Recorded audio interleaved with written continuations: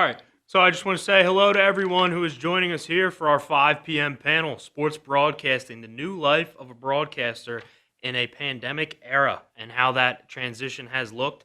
So my name is Jeff Wilson. I'm joined here with Matt Dopp and Joe Augustine as the other two moderators.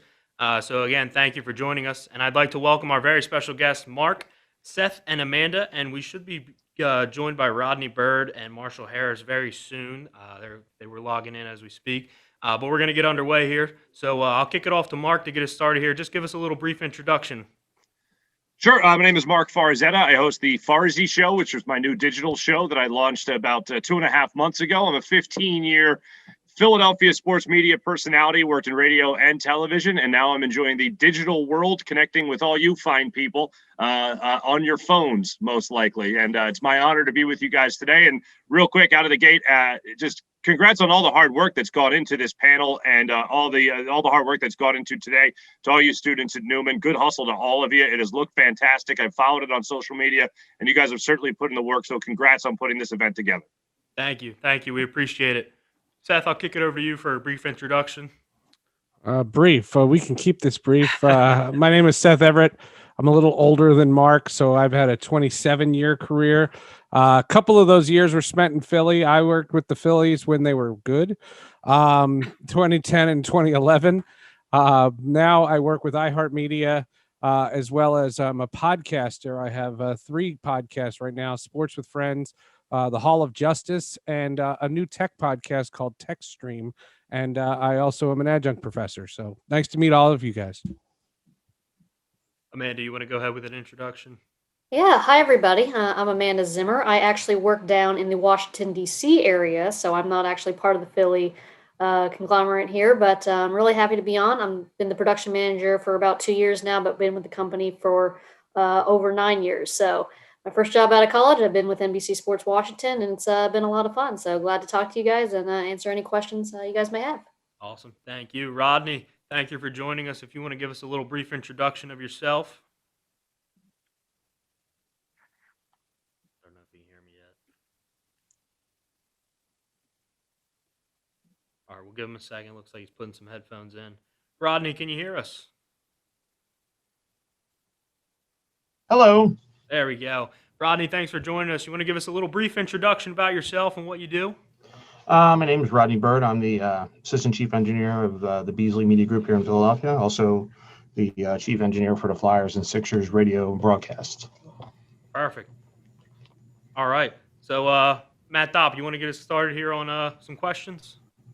Yeah, absolutely. And hey, I'm Matt Dopp. Thank you for doing this. And part of the reason why I'm so excited for this is how diverse the panel is, where Amanda and Rodney, you guys do a lot of behind the scenes work for sports, and then Seth and Marc, as you said, you do a lot of, talking into the microphone, being that honor, personality. And, the title of this panel is The New Life of a Broadcaster, because the last year, so many things have changed with COVID, where, broadcasters are totally different. Some people are looking at monitors, some people aren't traveling, and it's just wild. So I figured the best way to start would be just to talk about what have you been doing over the past year that you have had to change because of this whole thing. And I know, Amanda, I know you've been doing a lot of things, so I'll let you go first. Yeah, so for us down here in DC, obviously the pandemic changed everything the way that we operate, from doing our game productions to our show productions to just basically daily, everyday life. So for us, most of our office has been remote since March of 2020. Obviously, when the game shut down, obviously that meant our production of games shut down as well. So once we got back into the NBA bubble, that was kind of our first foray into the new world of how to produce, live games for air. So since then, we have been producing all of our home and away games through our Bethesda studios in Bethesda, Maryland. Our home games, we are actually at the arena, so our talent and everything is down there. We still have a game truck like it would be a normal game, but for all the away games, we are now actually doing them from our control room. So it's been a lot of coordination with all the different networks across the country, all the different broadcasting companies that do, all the different NHL and NBA games. So, it's been kind of fun, but at the same time, we've had to reinvent everything to basically, produce games that were done out of game trucks out of a studio that was not technically built to produce games. So it's been different. It's been interesting, and we're still learning every day, kind of the different parts from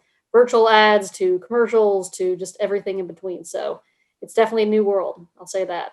Yeah, reinventing, and I love what you said there because a lot of things are getting reinvented, and I guess we'll stick with the behind the scenes people with Rodney. So, like Amanda said, we've had NBA bubbles, NHL bubbles. So I guess what are some of the things that you've been having to do over the last year that's been totally different out of the norm? Well, one of the totally different things is that all games happen from home at this point. Since the Sixers and Flyers both operate out of the same building, we when everything stopped, the first thing is, well, when are we going to do when game started? Are we going to be able to travel our announcers and things like that? Of no fault of COVID, the leagues have been building out various things over the years to make a lot of connectivity be available back to things now that replays and things like that are so big. So start with the NBA. They have this amazing replay center that's up in Secaucus, New Jersey, and they basically have two giant fiber pipes through Verizon that deliver up to 35 cameras back to the NBA replay center. So whoever the broadcaster is that's carrying the game also feeds the NBA replay center, which they can do replay on all these different cameras and things like that. As well, they can also redirect those feeds back to the arenas, which through a program they call HSAN. And the NHL has something very similar, but basically, from a broadcaster standpoint, we're delivered everything back to our home arena. And then from there, we have to deal with how to get those things on and, sounding like there's actually something going on. So first thing is each arena has been given a set of rules to do. We have to have fake crowd noise because players have potty mouths and stuff like that. We have to cover that stuff up. We're going to delay your feed. Well, you can't delay our feed because then our announcers are behind you. Well, you have to predict it. Well, we're always in dump, unlike other things. So there's all these little things that had to be worked out during the time period. Also, the leagues all have some equipment that delivers audio back and forth for on the radio side. Every arena has 3 IP codecs installed in it already. So we took that upon ourselves to work with all of our various partners at all the arenas. Like, how about you guys send us your effects feed, mix of your effects feed and your PA feed down the IP codec. Since we're all there, no one's traveling, they're just sitting there using it. So every home engineer had to design and set the system up for their use. And so now we're getting a live effects, we're getting effects from TV, and we're also getting a delivery of the video signals from HSAN or through the NHL. However, that's done depending on what views. We try to get a couple different views for that. And then we have to time align everything because, this feed could be, we're about anywhere between 200 to 300 milliseconds behind or ahead of the video, depending on, where it's coming from. So we have to align all those signals up so that, on the radio side of things, especially, it's important for them because TV, you kind of get a visual to paint and you can talk about it. Radio, you have to paint that visual because people can't see that. So, we have to, with the time alignment equipment and various things like that, we're able to give our announcers the feel of being there with the crowd noises and things like that. So we have our safe effects, and then we have our normal effects and our crowd effects, and we mix all that. And everything actually winds up coming back to us over the our normal connections that we have at the Wells Fargo Center. But in our particular case, I realized fairly early on that at some point we're going to have there's going to be a time when the Sixers and Flyers are going to be playing at the same time, just because of all the various things that go on. And all of our equipment down at the Wells Fargo Center is all designed to be Sixers will never be playing at the same time the Flyers are. They may play in the same day, but never at the same time. Well, that actually that nightmare became true, and we had to come up and figure out how to do that. And, with a lot of juggling and stuff like that, we were able to do that. So basically it takes like 9 different IP codecs to get Sixers and Flyers on during this type of setup where it would normally only be 2. Yeah, awesome. It's amazing how much actually goes into it that people don't actually see. But like Jeff said, we're also joined by Marshall Harris, who popped in here. So Marshall, thanks for coming. Excited. Sorry about See you, that. bud. I couldn't find the link. I apologize. No. Hey, no, go Marc ahead. Farzetta gave me the assist, so he. Yeah, I heard Team you game. I heard Team you sending game. a very PG text message. That's fine. But hey, Marshall. So this panel's a new life of a broadcaster. Obviously, you've been broadcasting for a long time. So I guess run through a quick introduction of yourself, and I guess some of the things you've been doing the past year of this new life of a broadcaster. Then after that, we can hop to Seth and Marc to kind of explain the same question. Thanks for coming. No, thanks. Thank you guys so much for having me. I'm honored to be here with such esteemed colleagues. I'm not going to take it personal that you said I've been doing this a long time, aka calling me old. I'm not going to take that personal. I'm not, because my grandmother used to always say, you either get old or you die. Which one sounds more appealing to you? So I'll just continue doing this for years and years to come. Basically, my name is Marshall Harris. I am a sports director here in Sacramento, California, at the local CBS owned and operated station, KOVR. The station I came to did not have a sports department for over a decade before I came out here. It was news, weather, sports. It was just news, weather. But they decided that you can actually make some money if you have sports, which is a very different idea than a lot of TV stations, specifically local affiliates, are having during these times. So they brought me out here because of my knowledge and experience working on long form pre-post specials, television shows during my decade at NBC Sports Philadelphia. And I came out here to lead a 3-person department. And we launched a Sunday night TV show called Sports Sunday that airs every Sunday at 11:30. And what's interesting about being on the West Coast is, as you guys, I'm sure the football fans among you know, you have the NFL on CBS, a little doubleheader action most Sundays. And after the game, they say, coming up, it's 60 minutes, except on the West Coast. Well, hey, I'm on the West Coast. So out here, instead of going to 60 minutes, we would fill time between the end of the second game or just the late game, the 1 o'clock game here, and the 5 p.m. news. And that could be anywhere from a half-hour show to an hour-long show, depending on how much time we had to fill. And so it was a de facto post-game show for either the Raiders or the Niners or really the NFL in general, because we're in that kind of not no man's land, but there's a lot of Niners fans and a lot of Raiders fans here in Sacramento. So we put together shows this past year. It was very different than year number one. I've been out here for this is my 3rd year now. Year 1 was just getting things off the ground. Year 2 was like, we're going to do more things, but COVID exists. And because of COVID, now we can't be in the studio next to each other at the same time. They still want me to fill the same amount of time. How am I going to do that? Well, the girl I work with, Sarah Hodges, she works out with a former NFL player, Robert Turbin, who was interested in getting into broadcasting. So we said, hey, we're going to make Robert Turbin, Super Bowl champion with the Seattle Seahawks, our NFL analyst every week. So he came on, and that's how we filled the time. He and I would run highlights, post-game reaction from the Raiders, which actually was easier than ever because, Zoom exists. So instead of having to actually be in the locker room with stuff, you're able to just kind of just take the feed off the internet and plug it onto your TV station on a delay, of course, because the NFL frowns upon you taking their feeds live. But as far as how things have changed for the last year for us, we went from 3 people down to 2 people. We worked at home a lot. During the summer of last month before NBA basketball came back. It was more, since there were no highlights to do because there was a sports stoppage, we did feature stories. And I like feature stories, so it was fine for me. A lot of virtual interviews, a lot of going out and see how people were getting around the pandemic. I don't know if you guys know, but last week was the last week of high school football here in California. We didn't have high school football in the fall. So we've just, it's really altered everything, but at the same time, it's kind of become a new normal of sorts. Hopefully not a permanent normal, just a new temporary normal.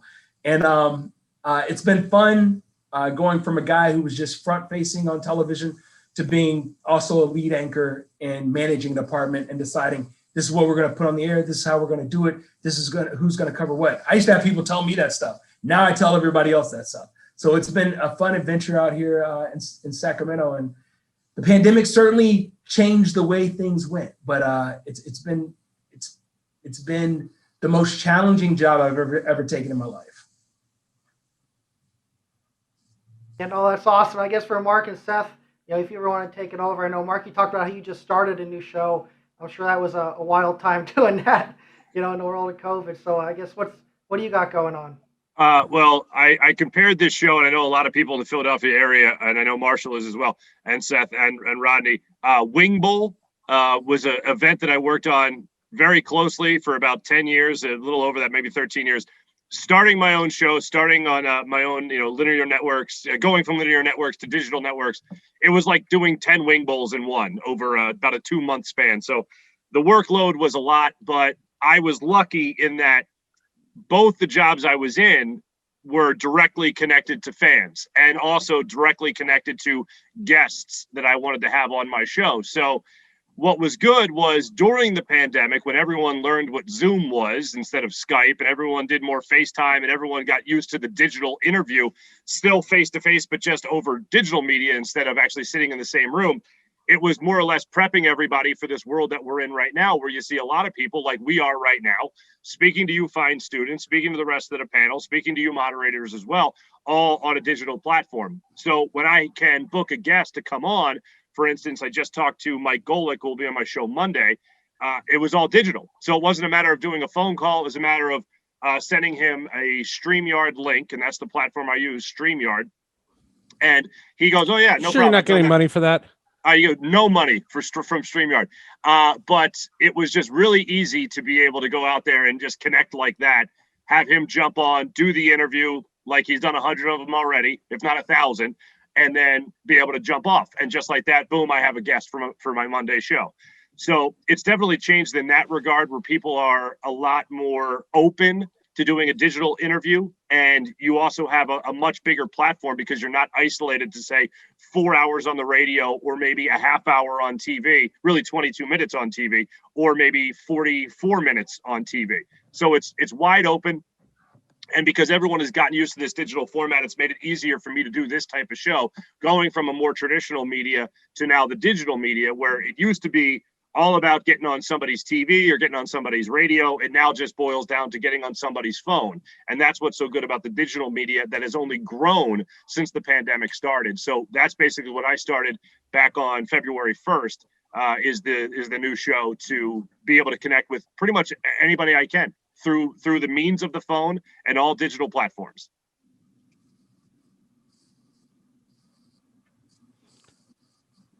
I guess I'll follow. I'm always picking up his coattails, man. Oh my god! Bring the energy up, Seth.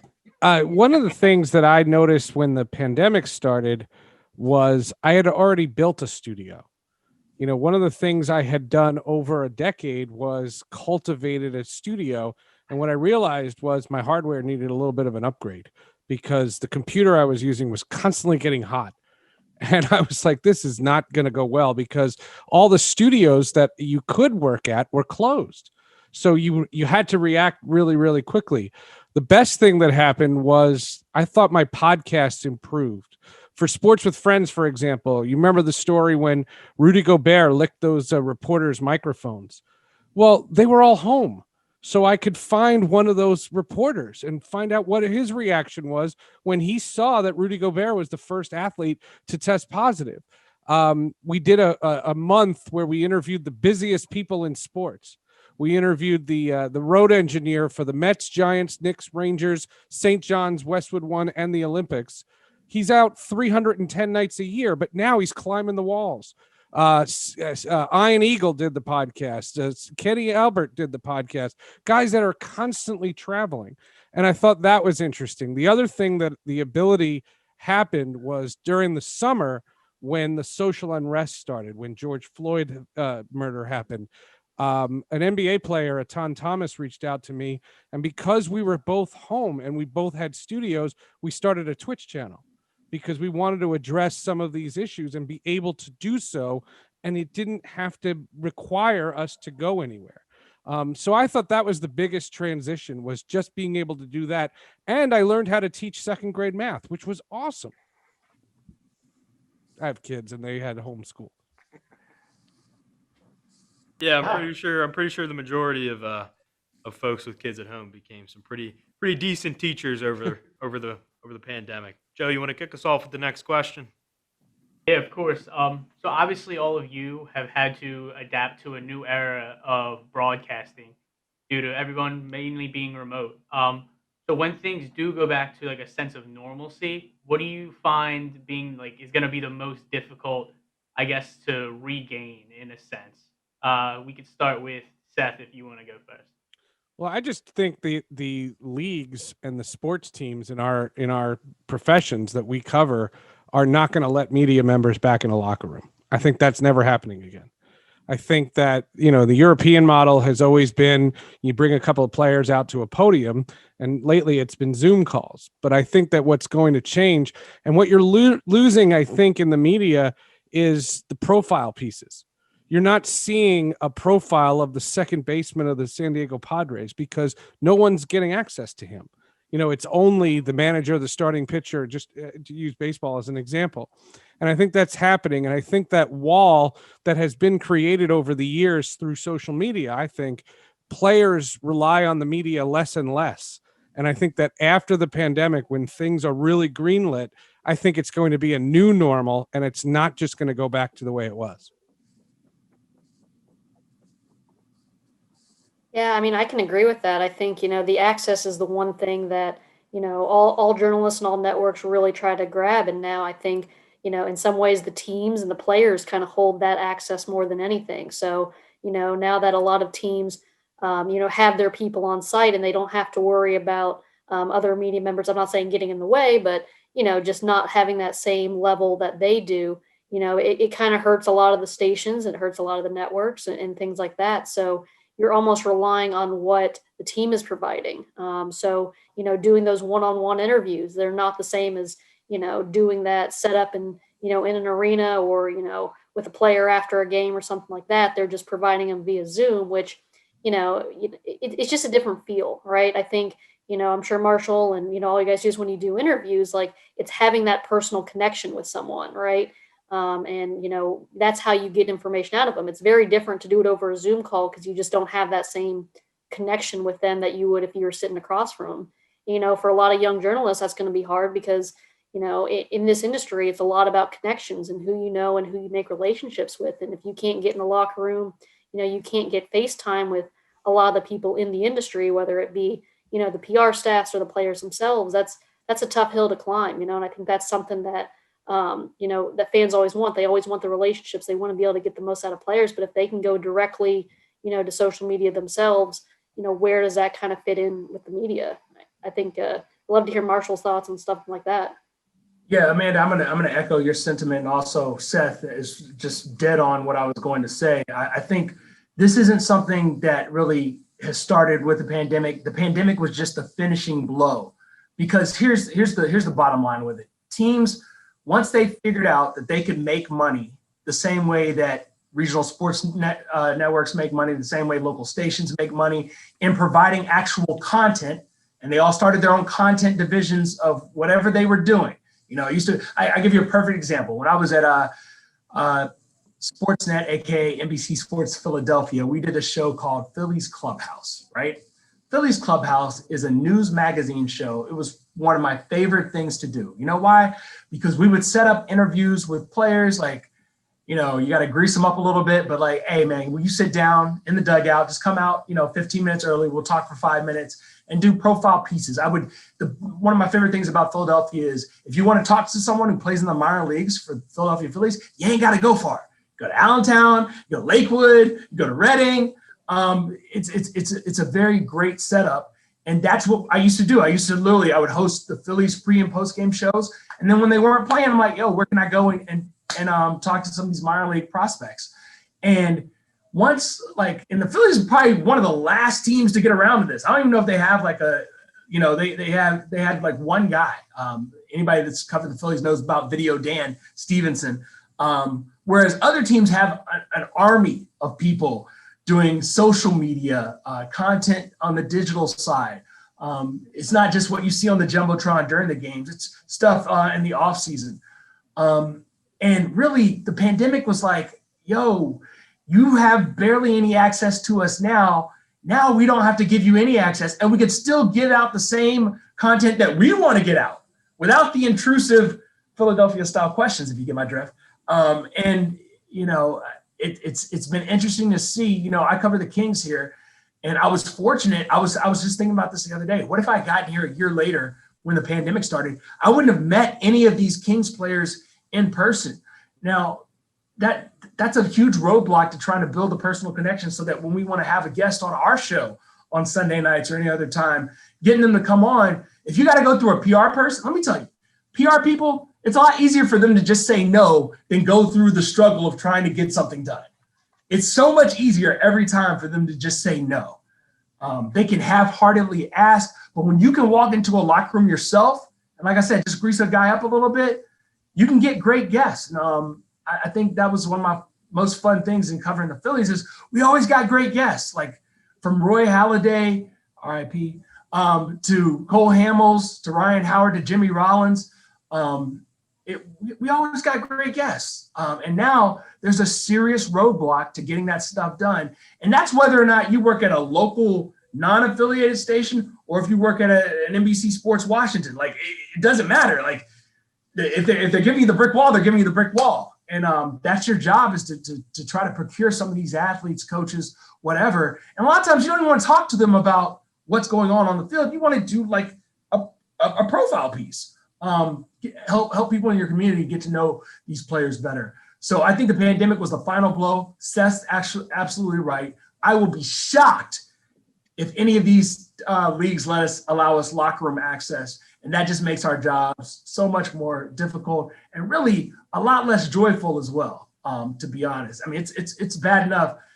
Here in California, literally 2 days ago was the first time fans could go to games, Kings games. I know it's different in different parts of the country. I saw Globe Life on opening day. That's a different story. But it was the only thing that made Texas, move the needle. Baseball has been so quiet that was the only thing people were talking about.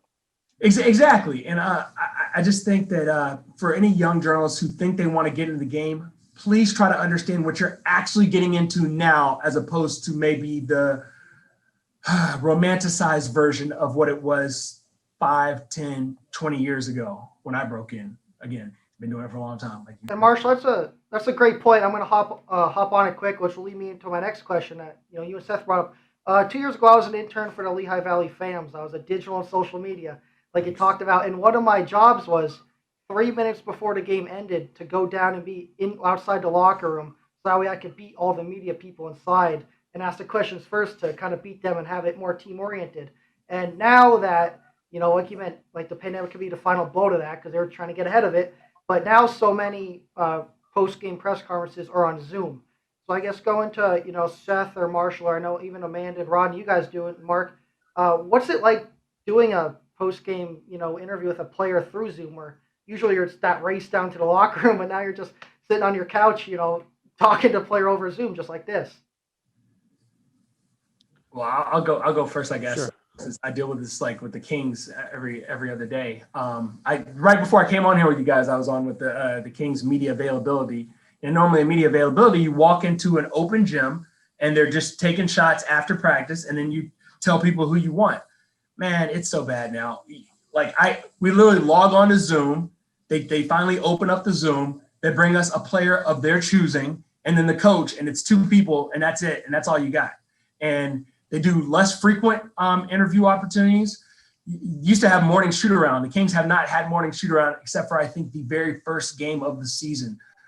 So there's no Zoom availability for that. And then if they play every other day, the off days in between, there is no media availability. So now you've gone from not having morning shoot around. The only time you talk to the players is literally after the game.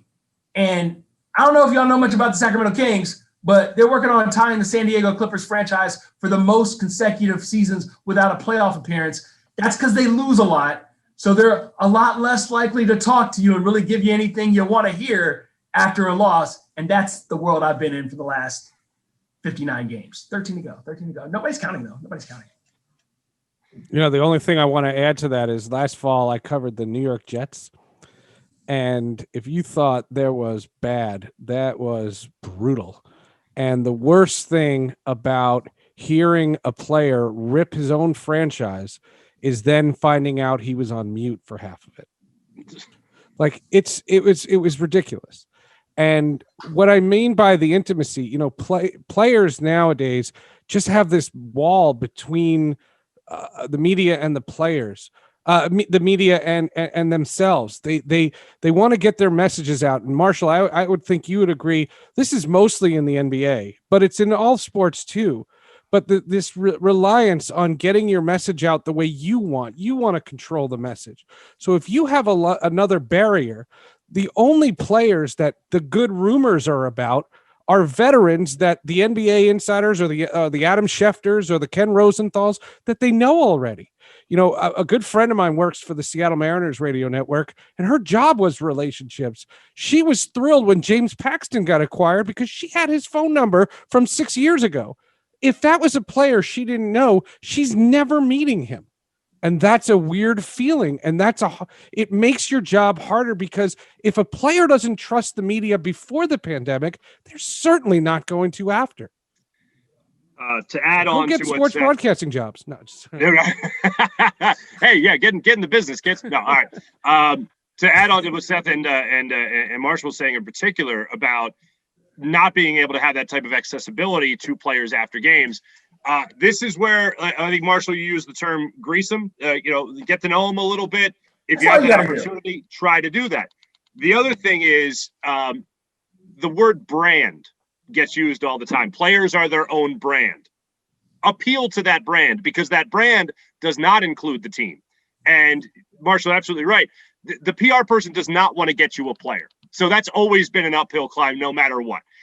So it's always better, even though some teams don't like this, to go through the player, go through a player's charity, go through a player's own business. If a player is agent advertisements for something else, go for that. Try to get them on your show that way. Try to get an interview that way. It's a very simple, you scratch my back, I scratch yours. I help promote what you want out there. And that's how you could build those relationships. And later, when you just want to get an interview, maybe that player is more inclined to actually say yes to be interviewed. So I think what the pandemic is doing ultimately is forcing reporters and forcing media personalities to try to develop those relationships with players, coaches, general managers, whoever it might be, in a different avenue than it would be than necessarily just going through the PR person of the team. So I think you have to be a little bit more resourceful than what we have been used to. And I think ultimately the media will adapt, and I think the media will overcome this and still be able to get feature pieces through other avenues. Yeah, awesome. And I know, Jeff, you have a question, but I want to get Rodney in quick because it's on this topic. Because I know you hire a lot of engineers and work with a lot of the people that you bring in, and that we have all these restrictions. So are you seeing that with less access and all these restrictions, there's less jobs and I guess less people working in the industry now? Well, it's I kind of call this like a broadcaster owner's wet dream, because this is a good excuse to get rid of people. But what they're finding is that it takes people to do this, especially with all the restrictions. We had a thing the other day down at the center where there was a major problem down in the dock after something, and they were, oh, you can't go here, and this is your work time and stuff like that. And they're like, but you can go down there if you have permission. And then this one gets bent out of shape, and that one's getting bent out. I said, I don't really care, because I'm on the air, I'm helping you guys out, so do what you want. And they're like, oh, but aren't you going to fix it? Well, you can't have your cake and eat it too. So I think that things are starting to return, and there's only so much you can do without personnel and bodies and stuff like that. And there was a time where at this point, with what was going on, we all had to step up to the plate and do certain things without people in the building. We all understood that. A lot of us took pay cuts, a lot of us had jobs, a lot of us didn't have jobs, a lot of people are still out of work. And it's not even just like the engineers. If you think about it, it's the guys who pick up the trash, the guys who, ticket takers, security, it's endless, all of our, technicians and stagehands and stuff like that. I mean, people haven't worked in 9 or 10 months. So it's my hope that if they want to keep, there was a saying that, like, well, the money's always in the TV realm of the world thing, TV, it's for, you put all the way after that, but these venues cost money. It costs money. People need to be able to work in order to afford to go to these venues and pay these prices for these tickets and things like that. So it's not just that. And I think it's been hopefully it's a good reality check to everybody that we're all interdependent on each other to survive in doing what we do. So. Yeah, so we do have a question from the audience. I'm going to direct this one to Amanda because I know when we spoke before, we really kind of hit on the emphasis of what it's like to be in the arena when there are no fans and when there is no, buzz or, just, the noise from the crowd chatter. So the question is, knowing that the pandemic was impacting your job, but also the fans, listeners, and viewers, how did you make your job unique and fun during this time? How did you create some job satisfaction while you were going through this, I guess we'll call it a wild ride of a roller coaster? Yeah, I mean it's tough. I mean, we finally actually for basketball just got fans back in the arena this past Wednesday, and for Capitals they'll have their first game with fans this coming Monday. So, for our crews down there, I can tell you they thought it was very weird. It's very weird to call a game and have milestones happen. We had Nicholas Backstrom had his 1000th game. We had a whole ceremony and pictures thing, but there was nobody there to see it. I mean, not even family members were in the stands at the time. So it's a very weird atmosphere. And the best thing you can do is try to give fans at home the best, call of the game or, the best visuals and everything that you can give them like they're there. I mean, there's really no way around it, right? I mean, you kind of just have to do your job as a journalist and as a storyteller to try to compel fans that what they're seeing on the ice or on the basketball court, just like they were if they were there. The fake crowd noise is such a weird concept. I think, at the very beginning, it was kind of funny, right? The first couple of games, you're like, oh, haha, this is kind of funny. But now it's kind of like, all right, now you actually do want to see, those people in the stands because as we said, the games are much more than just the players on the court, right? The atmosphere is what people live for, right? Those big moments on the games. I mean, if you watch some of the most iconic, moments in sports history, without the fans there, it's kind of a weird thing to watch, right? So, we're seeing all these games and they kind of almost don't feel real. Like, I feel like we're just kind of watching almost like practice scrimmages for months on end. But really we got to, just keep pushing forward. And I think, with the fans slowly starting to return to the arenas, you could feel that excitement, even if there's 2,000 people there, right? Playing in front of, and I think the players feel it too, right? They can feel like they're doing more than just kind of playing in an empty gym. So, I think the best we can do is just try to keep it fun, keep fans engaged, try to run, as many kind of cool features and things that we can. And, hope that fans are back in full by next season, I think is the biggest push for now. Interesting. I want to bring Marc in here because you talked about this a little bit earlier with restrictions and getting into people. You have the new show where it's, the Farzy show now. It's not a different, bigger company that, is telling you what to do all the time necessarily. So what's it like getting some guests on it? You've been able to get some bigger names, through this whole thing. Now, you got the Farzy show now. Yeah. Well, that's good. Maybe I'll have you be my voiceover guy. That was good. I'll take it. Cheap. Yeah, it pays nothing. No, all right. Anyway, so as far as getting guests, kind of what Seth was saying earlier, everyone was home for a long period of time, so you could try to reach out to everyone that you could possibly reach out to. I have a business partner that also has people help him try to book guests for my show. He's got a network of podcasters and people that host web shows such as I, and he's made that easier for me to try to get bigger name guests. Also, to use the term again, greasing people up. I have done my share of greasing. So I have relied on my contacts. I had Brandon Graham on my show from the Eagles, obviously. He was a great guest to have on. We've had some other national guys on from ESPN. We've had on Kevin Gandhi. We've had on Mike Tannenbaum. He's come on the show. We have lines out to some other people that I've gotten to know over the years in the business that I've helped out behind the scenes. I know Bob Costas is going to come on the show as well. So there's definitely some avenues that you got to go to. Kind of what Seth was saying. You have numbers in your phone. It's time to use them. What I like about the show that I'm doing now is that if I reach out to, say, a writer, they know that their opinions and their story is going to be circulating on the internet, not just in print, but also their face attached to it to help them market themselves and their opinions. So if they're on my show, there's no longer a 1 hour daily sports show in Philadelphia on television, for instance.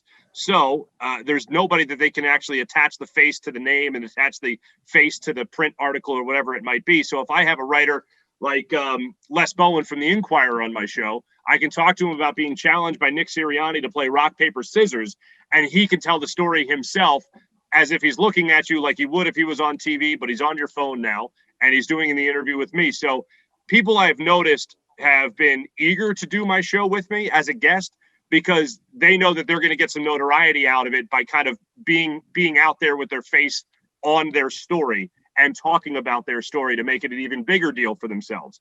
So that has actually made it easier for me in the smaller market. In the larger market, it's just a matter of working the phones, working your contacts, and making sure you're staying on top of that list as well. No, that's exciting. It sounds like you got some big names coming, which is really cool to see. So just a quick reminder, Tom, we have about 15 minutes left. I can't thank all of you enough for joining us today. It means the world to us and everyone who's logging on as panelists. If you have a question, throw it in the chat. But I want to bring Amanda back in because I remember seeing something that during the NBA bubble last year, you had a pretty interesting job where you had to pay a little extra attention to the game. Actually, Rodney brought it up earlier when he was saying that, when you don't have fans in the stands, you kind of realize what the players are saying on the court and on the ice is not always broadcastable. So I got the fun job of when we moved our game production back into the studio. Obviously, they were all in the bubble, so all the games kind of our studio. I got to be the delay op. So I got to listen to the games at full blast, sitting in a room by myself and listen for curse words. So if I heard a curse word, I would press a button and all the audio on the TV would go blank. So let's all do that. That sounds fun. You know what? When you cover the Wizards and they lost every single game in the bubble, it was a lot of curse words towards the end of those last couple of games. So it wasn't quite as fun to watch that. But, it was definitely a different experience, not something I thought I would be doing. Obviously that's something they do in a game truck that I wasn't aware of. But, that was a different one. And I will never look at a certain couple Wizards players ever the same after that. So we'll put it that way. So I do have a question that, I'll open to anyone to answer. With every negative situation, there's always something positive that you can take out of this. I'll start with Seth. What is one positive that you've been able to take from this, pandemic that, as we transition into a new sense of normal, that you'll be able to say truly came from that pandemic? We talked about some of the benefits of, accessibility. You don't have that accessibility, but you may be able to get more content because, they're more willing to do a Zoom meeting rather than maybe being surrounded at their locker. So just tell us some of the positives that you've been able to get out of this, if there are any, because I know it's been such a trying last, 13 months or so. So we'll start with Seth and then we can kick it around to everyone. I think we're all lucky that we're still working. I mean, that's the biggest thing. I think that you don't lose sight of this blurred line between life's issues and sports issues. You can't just focus on the games at hand. That's been incredibly difficult in the last 12 months. And I've had, social media has become so toxic. And I think that's a lot because people were home and the reactions, everybody was grabbing a voice. The best thing I think, and I Marshall and Marc and Rodney and Amanda too, you'll all agree, I think you appreciate the experiences that we all had when there were fans. I got to see 2 Super Bowls, a dozen World Series. I remember 2001 when, Tino Martinez hit that home run and feeling a building shake. Like that is a memory that you grasp onto when you're home, when you're doing nothing. And I think that, I wasn't a big fan of the classic games. I thought they were kind of hackneyed. I thought with all the streaming services, there were so many new things, and we're in this golden age of television right now. So there's so many things. In Marshall, we have to talk Falcon Winter Soldier. Just this idea that you can do all these things and catch up, but to just remember what it was like to be at a Super Bowl and to be at these kinds of events. I think I appreciate it a lot more. I'll say, I mentioned that before the pandemic, we had a 3-person department, myself and 2 MMJs, multimedia journalists. They do everything. They produce, they shoot, they edit. They're on TV as well. How many people were wondering what MMJ was? I feel like the students already know because They know they have to do the MMJ stuff now. But I always say when I was their age, I was a one-man band, and bands crawled so that MMJs could walk. Okay, that's how I felt. So we didn't, but see, as a one-man band, the digital side of it when I was coming out. You know, I was happy to play Snake on my cell phone while waiting for a game to end. You know, Yeah. but that's neither here nor there. For those that don't know, Snake was a game on a cell Don't do phone. that. All Don't- right, anyway. Don't do that. Please, Mark, tell us about the snake. So no, but basically, so going from 3 people to 2 people was not good, obviously, for just basic presence things. Because the way it would work is we'd have like 2 people here during Niners or during football season, and one person would go to the Raiders or the Niners game. There was always one team playing that weekend, and they would report from the locker room. Now, if I only have 2 people, obviously I can't send. Well, I did at the beginning before the Niners got kicked out of California. I sent Sarah to the game, and then I would have to do everything back here, and it was not good.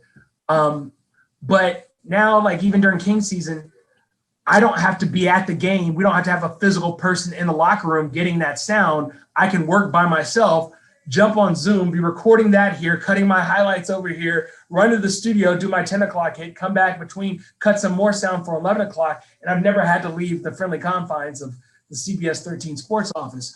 So like technologically, I think the pandemic forced every engineer / IT person's hand to say, how can we do things more efficiently?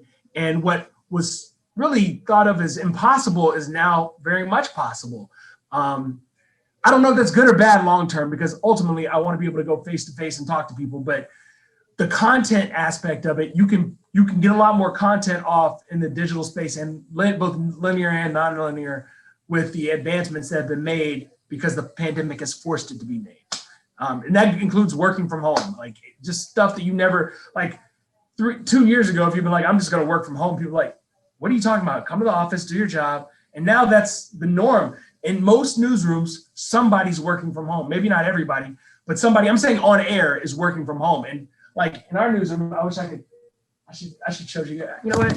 Just to show you what my newsroom looks like right now. Like it's empty. Like there's what are there, 6 people in here? That's Tony, our main anchor. But I just want to get like All those people didn't sign a waiver. We're in it trouble.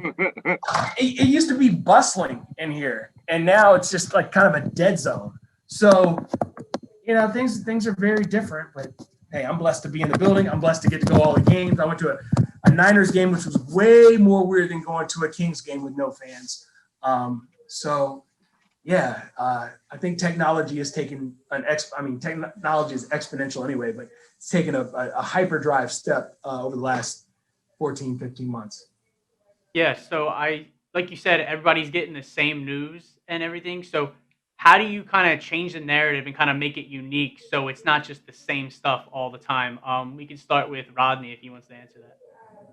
Well, I don't really get involved in the content of broadcasting so much, but what I do get involved with is giving our people what they need to do their job so they can do a great broadcast.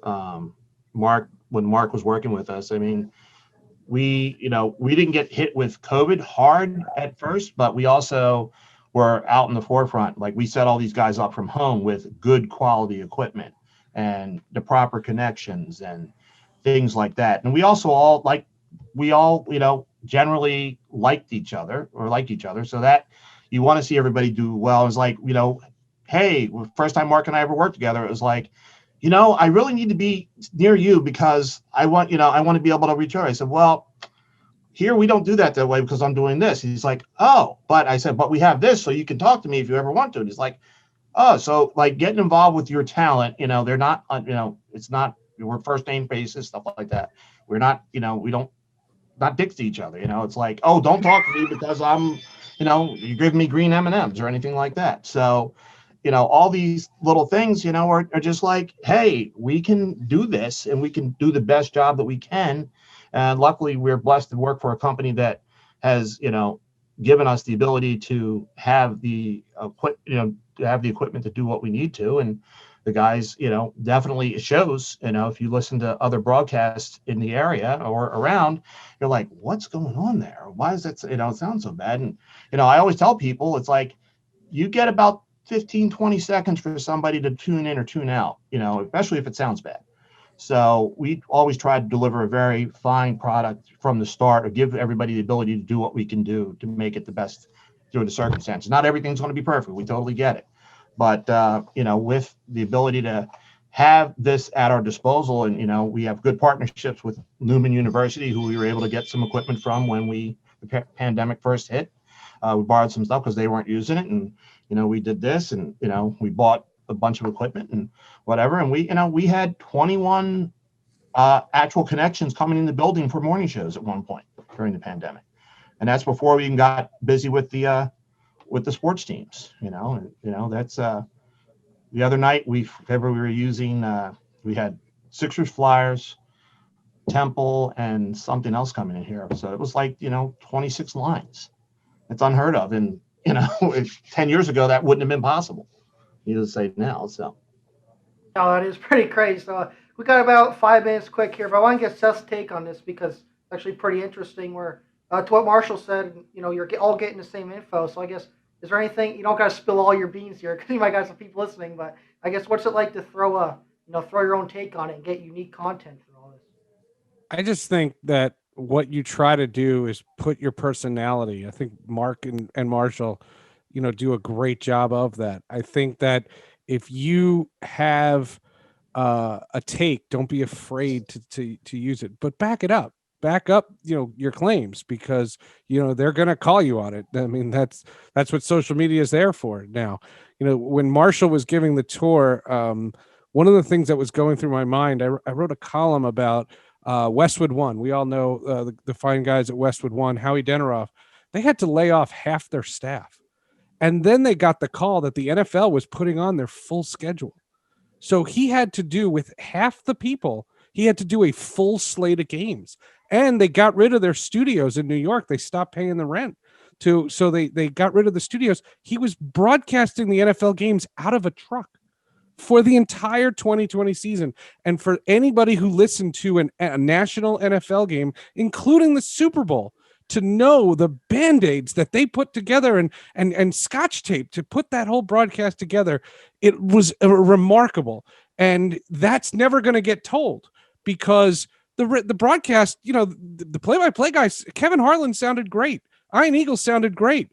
But the effort that went into getting those broadcasts on was truly, truly amazing. Listen, I know we could probably go on for another hour or so, but we're just about out of time. So I just wanted to say thank you to all you guys for joining this panel. Marc, Rodney, Marshall, Seth, and Amanda. We really appreciate you guys helping us out and giving us some great stories and some great insight. It's definitely obvious that we have a bunch of people in the broadcast field, because you gave a lot of great in-depth answers, and we really appreciate it. So on behalf of Matt and Joe and the rest of the Newman University Sport Management, we'd like to say thank you for taking your time to join us. Thank you to everyone who attended this Zoom session, and I hope you all have a great day. Thanks for having us. Thanks for having us. We appreciate it. Yeah, and thank you to Newman University for that Comrex box Rodney mentioned, because that was at my house for like 2 months. So I appreciate that, Newman University. Yeah. So, Thanks for the T-shirts you guys haven't sent us. no worries. Take care, everybody. Ask Be it safe. on the air. They have to say yes. All right. Take care, everyone. Thanks so All right, much. take care.